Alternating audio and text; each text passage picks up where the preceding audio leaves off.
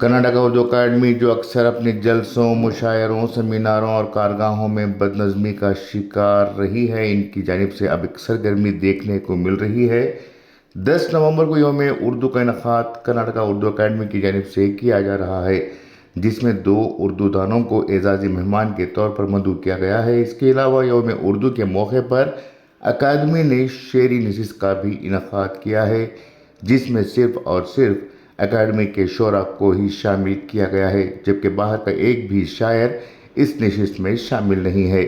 यहाँ उर्दू दानों में सवाल उठ रहा है कि क्या वाकई में सिर्फ कर्नाटका उर्दू अकादमी में ही शोरा हैं, बाकी सब चोरा हैं?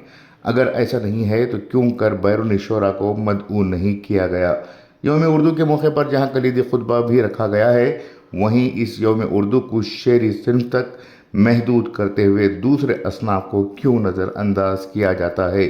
अगर वाकई में अकादमी ने जल्दबाजी में यौम उर्दू का इनेकाद करने का फ़ैसला किया है, तो सवाल ये है कि क्या यौम उर्दू का ऐलान कल परसों में ही किया गया था?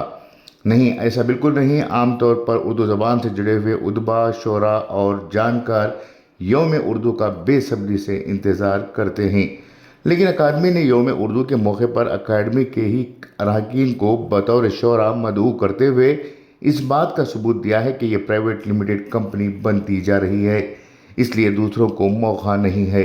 अगर बैरूनी शोरा को बुलाने, बिठाने, पढ़ाने में तकलीफ़ हो रही थी, खर्च बढ़ रहा था, तो कम अज़ कम बेंगलुरु के मुकामी शोरा को ही मदऊ किया जा सकता था, लेकिन ये काम भी नहीं हुआ है।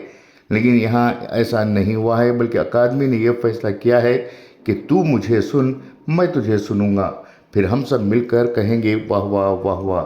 अगर आखिर में ये सवाल ये भी है कि 1977 में कायम होने वाली कर्नाटका उर्दू अकादमी कब बाशऊर बनेगी और कब अपने लाहे अमल में पुख्तगी लाएगी।